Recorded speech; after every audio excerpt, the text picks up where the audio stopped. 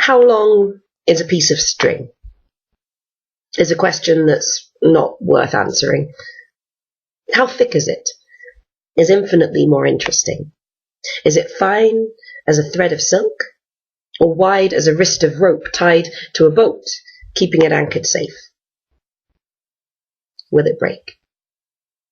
You can get more string if you find you don't have enough, but what will you lose if it snaps like a neck? The first time I heard the word queer, it made me feel queer in my neck, thin in the throat, constricted like boas, deadly as feathered, fabulous snakes. I am straight, I said, as an arrow, level as a narrow, long passage, leading me from here to marriage, a house, job, kids, white picket fence, optional, hot, husband, not. I was straight as the thread I was pinching in front of me, letting it fall down like a strand of her hair. No, not like her hair, like his penis.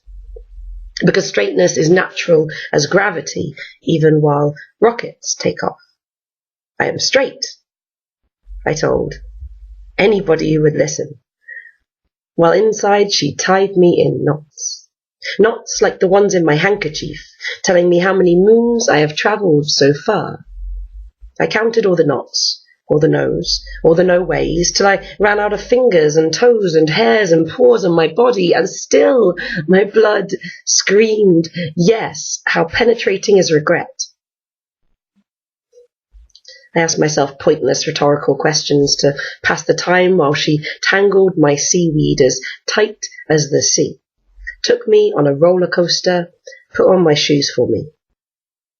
And yet, when I fretted about the past and the future as if I could influence what happened and happens with logic, she handled me like the present, opened me up carefully and allowed me to see that for some queer people, the contents of the boxes of straight, gay, whatever are not as important as the movement between them. That queer is as delicate and strong as a ribbon, an undoing, a gift of freedom.